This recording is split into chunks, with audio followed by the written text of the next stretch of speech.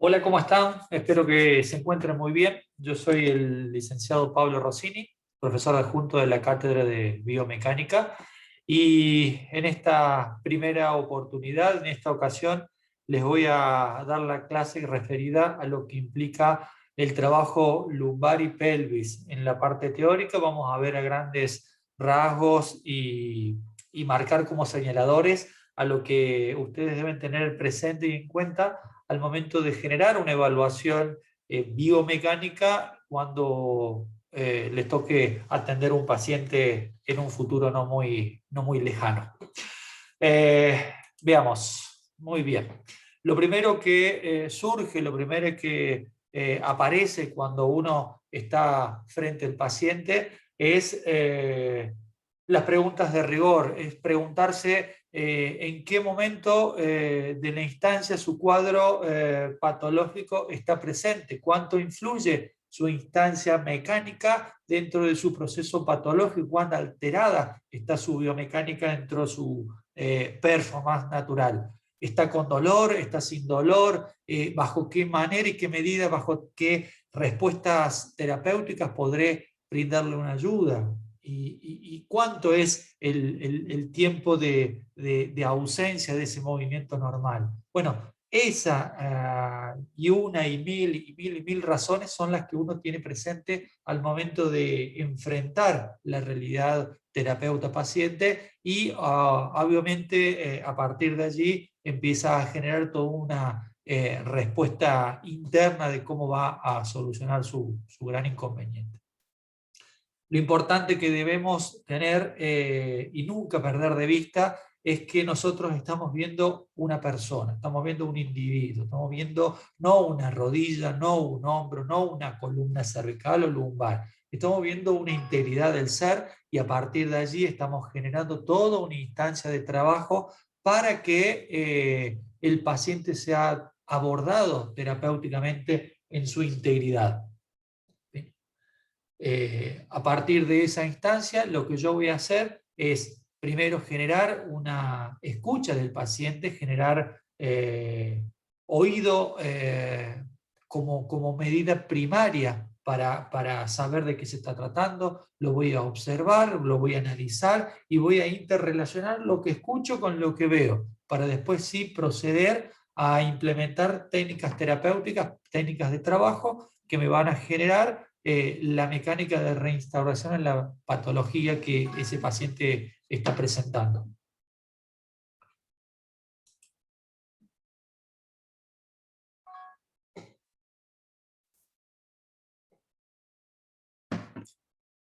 Eh, Obviamente tenemos para trabajar al paciente que ver las adaptaciones que hace el cuerpo a través de su sistema nervioso, de su sistema reflejo.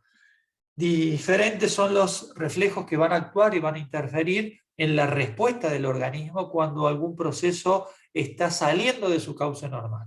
Reflejo miotático, reflejo de estiramiento, la inervación recíproca, reflejo miotático inverso o de inhibición automática van a generar respuestas adaptativas ascendentes y descendentes dentro del proceso de lo que es la unidad corporal, generando mecanismos de trastornos en lo estático y en lo dinámico, adaptaciones en la medida que el cuerpo va necesitando, va a ir adaptándose a la realidad requerida. Obviamente vamos a tener consideraciones a partir de los diferentes planos en los que el cuerpo se encuentra y a partir de eso vamos a tener la representación de los ejes por donde se ejecutan los movimientos, por donde se realizan los movimientos. Obviamente tenemos tres tipos de plano. El plano transversal, manifestado aquí en verde, el plano frontal, manifestado aquí en azul o el plano coronal, y obviamente el plano sagital representado en rojo. No hay movimiento alguno que nosotros vayamos a analizar, que nosotros vayamos a ver, que no tenga la representación de por lo menos dos de esos planos. Entonces, a partir de esa instancia donde nosotros empezamos ya a elaborar un esquema de la evaluación de lo que estamos observando.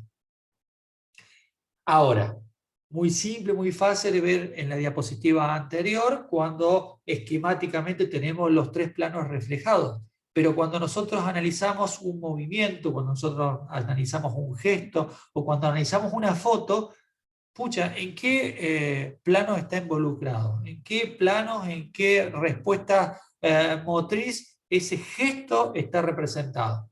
Si el plano frontal, el plano sagital y el plano eh, horizontal están intercambiándose permanentemente. Entonces, automáticamente, si yo tengo un cuerpo que se desplaza y se acomoda dentro de los diferentes planos, esas estructuras musculares, ya vamos a ver más adelante, están representadas en diferentes planos y ya no es la representación anatómica que nosotros consideramos como una imagen de cuerpo presente, parado, erguido, en posición anatómica. Ya tenemos cambios posturales en diferentes planos y por ende las representaciones mecánicas y funcionales van a ser diferentes.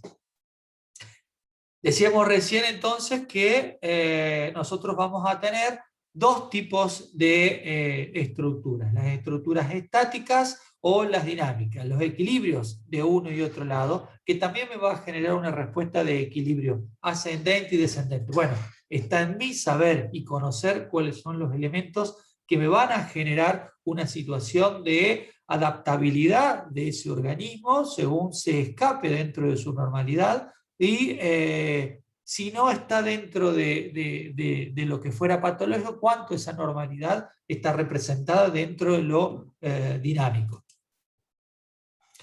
Entonces, nosotros para generar una evaluación tenemos que saber de qué se trata el equilibrio. Bueno, tenemos dos tipos de equilibrio, decimos, el equilibrio estático y el equilibrio dinámico.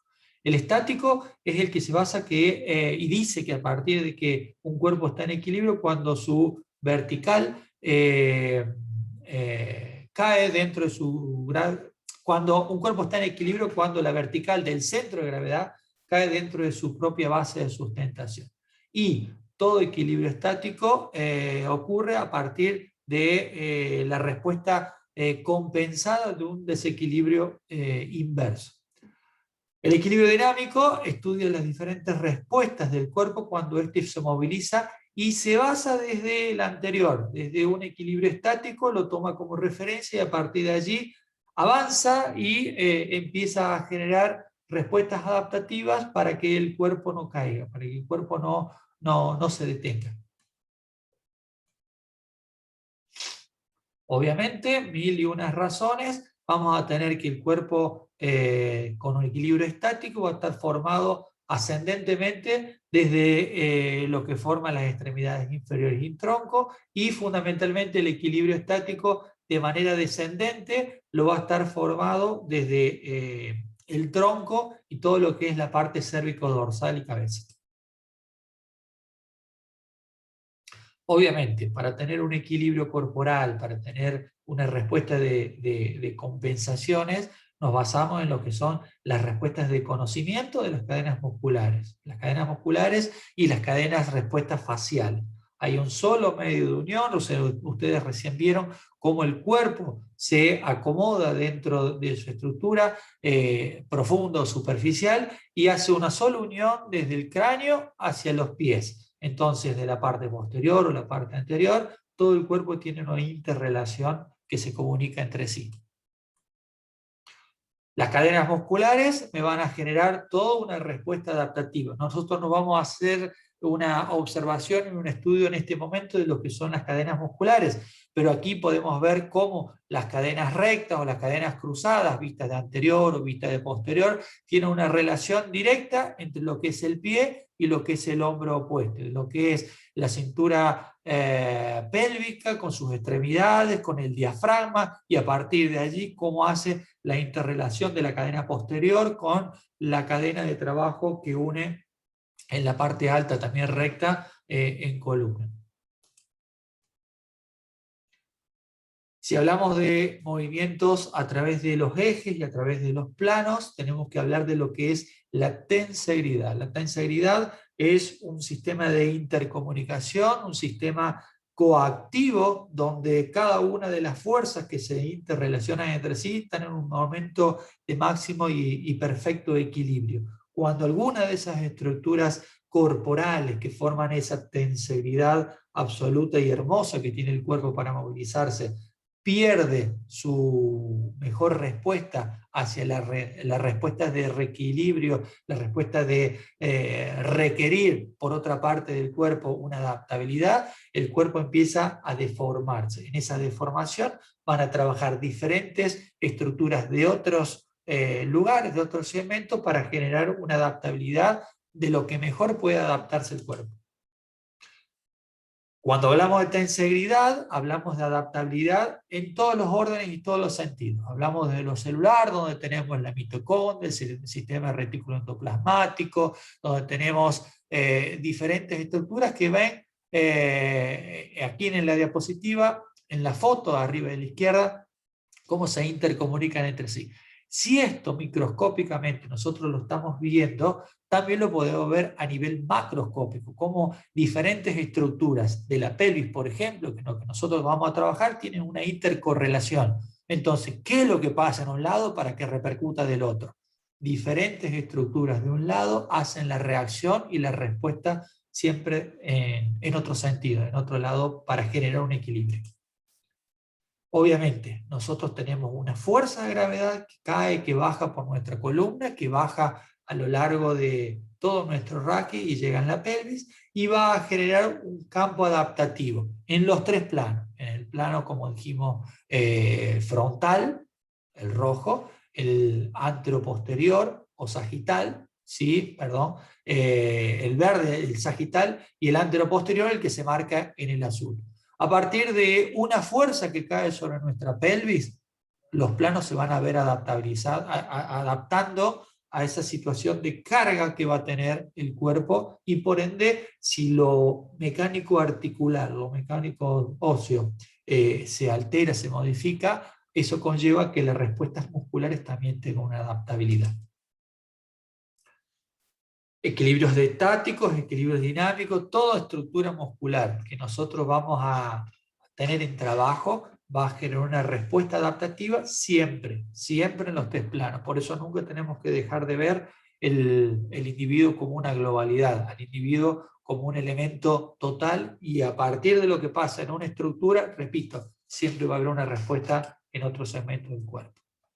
Fíjense lo que sucede aquí, una fuerza ascendente que baja de arriba, llega a través de las lumbares a las sacroilíacas, y a partir de allí genera una respuesta de contra fuerza de las extremidades inferiores. Cada una de esas fuerzas ascendentes de las extremidades inferiores va a hacer la anulación en la sacroilíaca de cada uno de sus lados.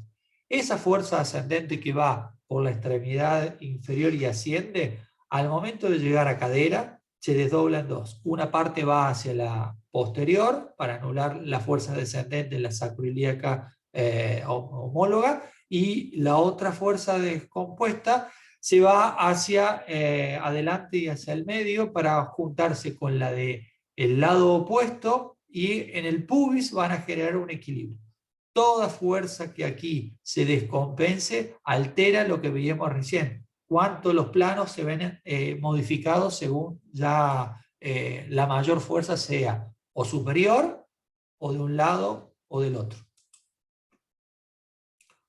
Obviamente, si vemos y analizamos la pelvis desde un punto de vista panorámico en 3D o una vista superior, vamos a ver que cada una de las reacciones, las respuestas articulares, va a generar una situación de control sobre las otras estructuras óseas. Si nosotros consideramos una vista superior, y este es el sacro, desde la sacroilíaca vista izquierda hacia el pubis, o de la sacroilíaca derecha hacia el pubis, vamos a generar un eje de trabajo, donde vamos a tener la hemipelvis izquierda o derecha, que va a trabajar en un movimiento de apertura y cierre. Lo que sería, visto en otro caso, este punto de vista, donde me genera un movimiento de apertura o de cierre, según marca aquí la flecha, la sacroilíaca con respecto al pubis. También tenemos otro eje que va a abarcar, por ejemplo, el del ilíaco en sí, un movimiento de apertura y cierre, un movimiento obviamente que también de los isquiones, cuando nosotros hacemos una apertura de esos ejes, no solamente la parte superior, la parte de las crestas ilíacas se abre, sino que también interna y de manera inferior, los isquiones se cierran. Entonces, me genera a mí movimientos de adaptabilidad. Movimientos estos que nosotros también vemos de manera simple en la marcha, cuando tenemos cambios alternativos con el hueso sacro en el medio como elemento único de control y sostén. Ahora, según en el momento, según en el espacio que vamos a estar trabajando y vamos a estar viendo, ¿cómo es que se adapta el cuerpo? ¿Cómo es que se equilibra el cuerpo a partir de esa instancia? Bueno, tendremos que tener bien entrenada nuestra mirada, bien entrenado nuestro ojo, para saber cuánto, por ejemplo, ese psoas derecho tiene una participación en el equilibrio y el control general con respecto al psoas izquierdo. Y a partir de esa instancia generamos una carga de trabajo con toda la respuesta de las lumbares. Si vemos las fuerzas de trabajo que vamos a tener, tenemos fuerzas de equilibrio y de trabajo sinérgico entre lo que son los elementos póstero superiores y antero inferior, como los flexores de cadera y los lumbares, como lo antero superior y lo póstero inferior, como son las respuestas de trabajo abdominal y los extensores de cadera, como los isquiotibiales. Entonces, esa coaptación de trabajo entre la sinergia abdominal y de isquio, entre la sinergia de lumbares y psoas o recto anterior del cuádriceps, me va a dar una adaptabilidad de nuestra pelvis en el espacio, por ende la situación de carga y control de la lumbar va a ser de lo mejor posible adaptada según la posición espacial que tenga el cuerpo. Y si hablamos de todas estas estructuras musculares, estamos hablando de lo que es el core, el núcleo, el pañal muscular, lo que verdaderamente me da todo un control de trabajo a la situación de carga. Bueno, a partir de esa instancia donde nosotros tenemos que coordinar nuestra tarea, nuestra labor, para que el control muscular sea el mejor posible. Hablábamos recién de las fuerzas descendentes que venían de columna y de la fuerza ascendente que venía de las extremidades. Fuerza gravedad, fuerza peso. Si predomina la fuerza descendente, la pelvis se va a poner en anteversión, o sea que el sacro va a ir hacia atrás, hacia arriba, toda la parte de la cresta ilíaca se va a dirigir hacia adelante, entonces me voy a poner con un aumento de la curvatura lumbar. Si en el caso de que sea la fuerza mayor, la fuerza que asciende, la pelvis, por una disposición, una distribución de carga, se va a poner una retroversión, se va a generar una rectificación de la columna lumbar, la parte anterior, la parte del pubis va a ir hacia arriba y el sacro se va a dirigir hacia abajo. Es siempre controlar en una vista de frente, en una vista de perfil, cómo están distribuidas las cargas y las fuerzas para no tener un desacople en ese equilibrio.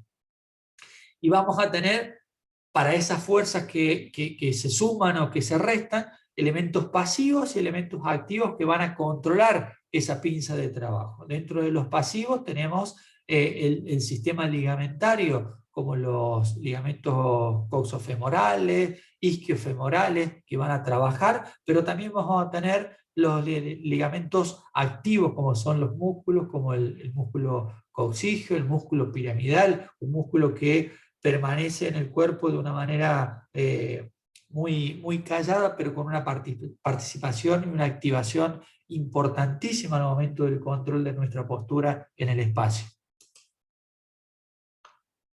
Ahora, si nosotros tenemos que hay fuerza, como veíamos en la diapositiva anterior, con trabajos sinérgicos de carga, donde verdaderamente se activan más los rectos anteriores, donde se activan más los isquiotibiales, vamos a tener una cadena de flexión en sobremanía, en sobreposición, entonces vamos a tener una reacción de carga con un recto fundamentalmente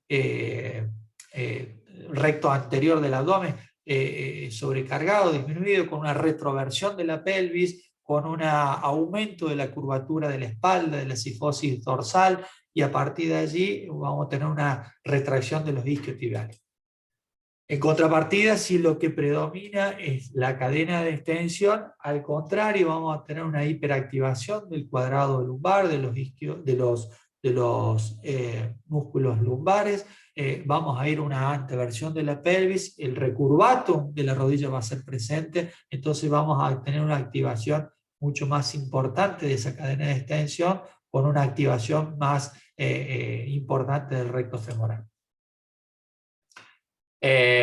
Lo que vimos recién, cómo el trabajo de equilibrio de las fuerzas ascendentes y descendentes, cómo verdaderamente las sinergias de trabajo en la anti y la retroversión se van a poner en activación para que nosotros tengamos un mayor control.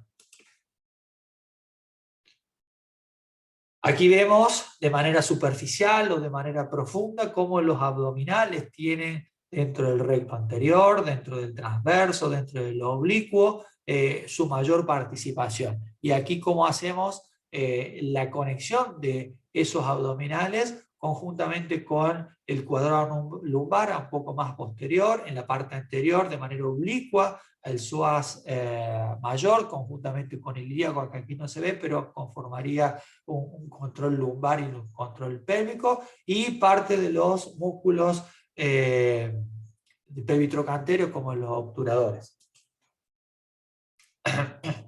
Aquí lo que hacemos es comprender e interpretar cómo el recto abdominal tiene en su cadena de flexión toda una interconexión con la cintura escapular y con el miembro superior. No solamente quedo en conocimiento de cómo se acomoda la lumbar y la pelvis a partir de las fuerzas descendentes y ascendentes, sino que a partir de esta instancia cómo nuestro raquis empieza a acomodarse. Y vemos, sin lugar a duda, cómo las lumbares en sus diferentes planos, ya sea a nivel medio o aquí a nivel medio, como los multífidos, a nivel profundo, como los intertransversos, interespinosos, o como a nivel superficial, el largo del torácico, hacen que las estructuras lumbares tengan una adaptabilidad del cuerpo fundamentalmente hacia lo que es el equilibrio corporal.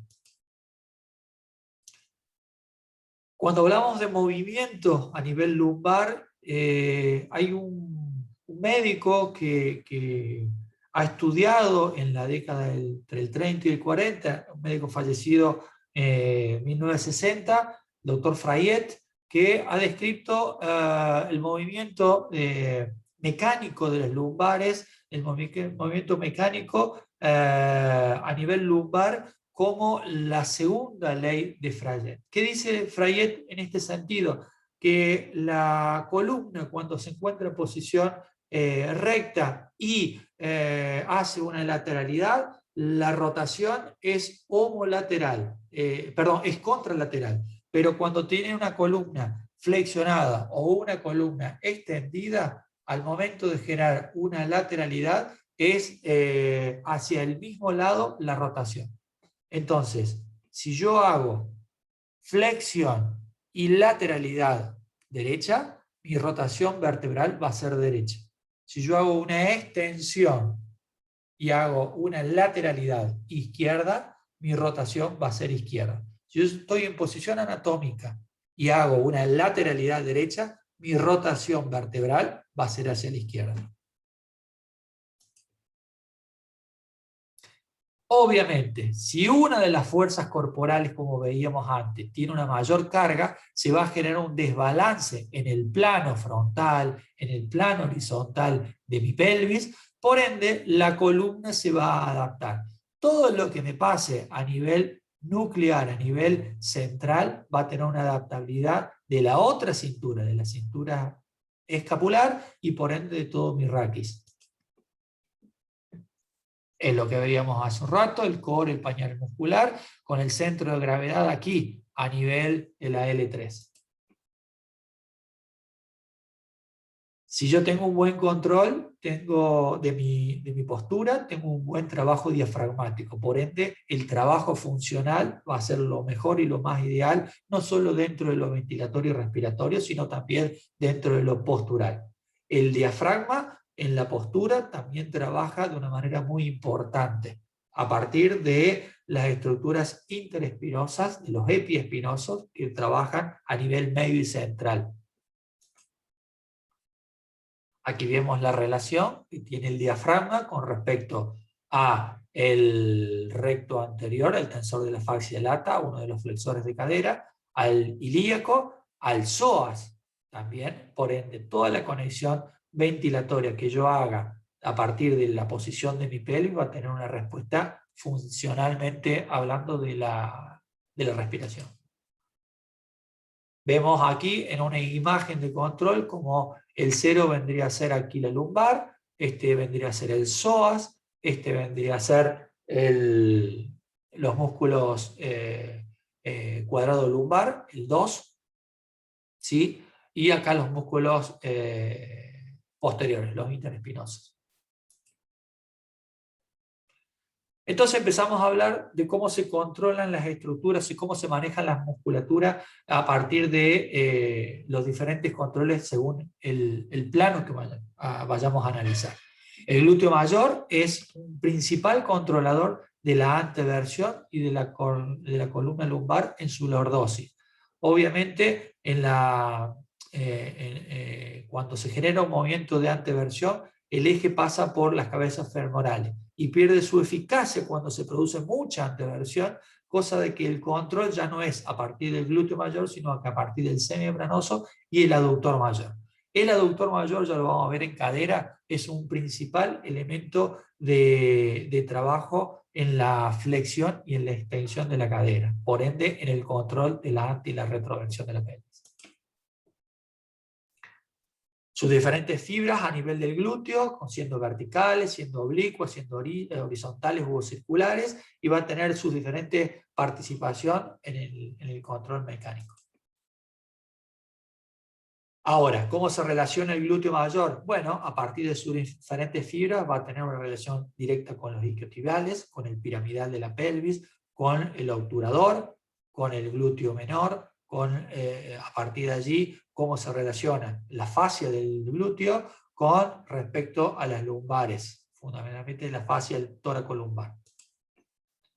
Todo lo que sea relación me va a llevar a un control de balance y equilibrio con respecto de una y otra cintura.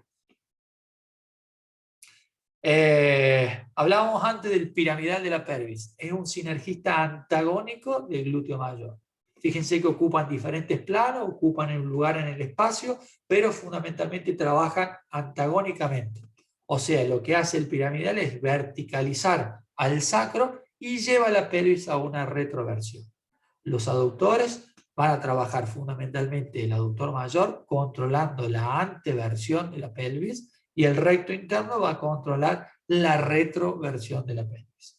Fíjense cómo se van formando las cuplas de trabajo entre el piramidal y el glúteo, entre los aductor mayor y el recto interno. El glúteo medio, en el control frontal de la pelvis, es el principal activador para que ese control esté generado. Si yo tengo una activación a partir de un control en el plano sagital o en el plano horizontal, también en el plano frontal voy a tener una alteración, por ende la activación de este glúteo va a ser importantísima para que las estructuras musculares no sobrecarguen su accionar.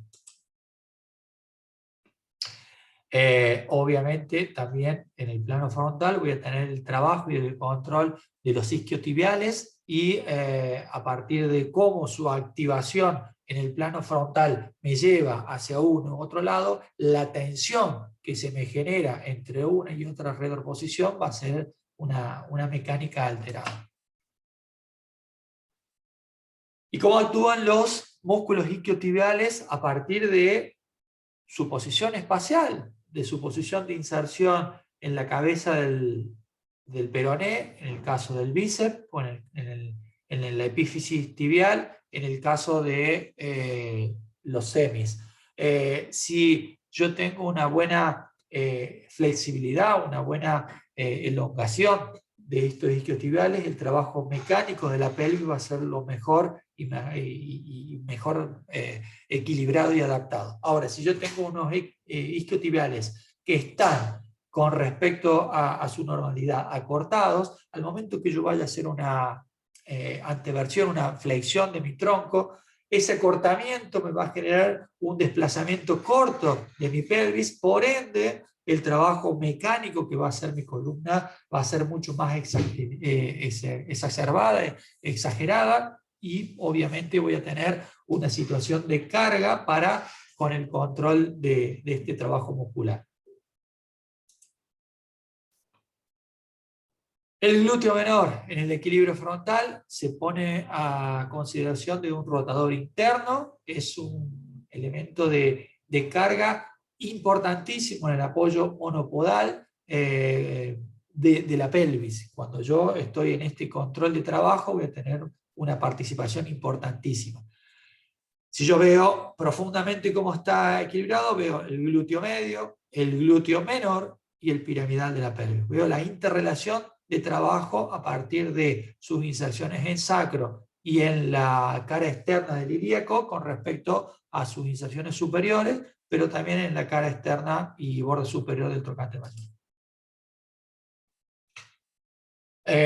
También en el equilibrio horizontal de la pelvis voy a tener activación de los pelvitrocanterios y el piramidal participándome funcionalmente. Ahora, yo no veo un equilibrio en el plano frontal, sagital u horizontal. Yo lo que estoy viendo es un equilibrio global y general. Es en mí descubrir y analizar cuál de estos planos está en mayor riesgo de perderse, y a partir de ahí encontrar las respuestas musculares que me van a generar ese desbalance, o dentro de lo que nosotros vemos en esta asignatura, que es lo normal, cuán equilibrado está el cuerpo para que ese desbalance no se genere, no se produzca. Para cuando hablamos de equilibrios dinámicos de pelvis, tenemos tres movimientos que en la pelvis se generan, que son la flexión de la cadera, la retroversión de la pelvis y la curvatura sifótica de la lumbar. Se genera toda una posición anatómica, una posición fetal de nuestra situación de carga. Entonces, no hay posibilidad de que si yo tengo una flexión de cadera, tenga una anteversión de la pelvis. Estos tres elementos indisociados que hablamos siempre se dan. Si hablamos en un equilibrio dinámico con el psoas, estamos viendo que tenemos dos tipos de participaciones, controlando la retroversión de la pelvis y analizando una situación de carga en la parte de inicio de la flexión de la cadera. Aquí vemos en las imágenes cómo esa situación del psoas se correlaciona con la pelvis, con los músculos internos pelvitrocanterios, cómo verdaderamente ese psoas anterior tiene un correlato conjuntamente con los músculos lumbares, y cómo esos músculos lumbares se correlacionan con los músculos superficiales dorsales y cervicales, el romboides, los músculos espinales. A partir del romboides, cómo tengo una relación con la parte del control de mi cintura escapular a partir de la musculatura de los redondos, mayor, redondo menor. A nivel informativo, a nivel de conclusión, lo que yo tengo aquí es que la forma de una estructura puede variar, pero no necesariamente una estructura va a dejar de ser normal. Un cuerpo, ¿qué quiero decir con esto? Que un cuerpo que se observa, un cuerpo que se analiza, es normal a una persona de 20 años con sus formas y estructuras, para esa persona, pero también es normal para una persona anciana donde tengo un aumento de su curvatura, pero dentro de su normalidad no hay dolor. Entonces yo tengo que analizar cada caso, cada individuo en particular y en sí generar una situación importante de tratamiento y de evaluación para cada caso en particular. El movimiento humano forma parte de la estructura corporal y depende de nosotros identificarlo como normal o no, a partir de esto que hablábamos anteriormente, cuánto es una estructura normal. Las sinergias de trabajo musculares son las responsables de realizar el movimiento. No hay un movimiento de un músculo, hay un movimiento sinérgico, general y global de las estructuras musculares. Entonces, es a partir de allí que yo analizo cómo las cargas de trabajo sinérgicas son las que verdaderamente me van a dar el control de movimiento. Y una sinergia de trabajo muscular no se genera en un solo plano, se genera en todos los planos, que siempre todos ellos se ven modificados como vimos en las primeras diapositivas. Al movimiento humano hay que identificarlo como un movimiento de expresión del ser humano, no solo se trabaja en lo físico. ¿Qué quiero decir con esto? Que yo tengo que ver y analizar lo anatómico, lo físico, pero tengo que interpretar cuál es la imagen corporal que ese individuo me presenta. No es lo mismo que yo me ponga a trabajar y evaluar a una persona que está con trabajo, con mucho trabajo, gozando de buena salud, que evalúe a otra persona que ha perdido su trabajo, entonces su temperamento, su personalidad, su humor va a ser distinto al anterior, entonces su postura va a ser distinta. Entonces su análisis de evaluación muscular y articular va a ser diferente. Para que ustedes los lean, se lo dejo, así pueden interpretarlo, pueden analizarlo. No todo lo que nosotros siempre vemos nos dice lo mismo, pero si nosotros sabemos interpretar lo que vemos, sabemos leer lo que tenemos al frente. No dejen de estudiar, biomecánica es una materia, una asignatura extremadamente larga, no es difícil, es complicadamente larga la anatomía y nosotros lo que tenemos que saber para interpretar biomecánica es saber anatomía. Si nosotros no la sabemos a la anatomía, la biomecánica nos va a costar un montón. No dejemos que los libros se escabullan, se escapen, vuelen, tengámoslos como nuestros principales amigos, que eso nos van a salvar siempre. Les mando un gran abrazo, espero que tengamos un gran año. Ya nos veremos en la parte práctica de manera física y presencial. Un abrazo para todos.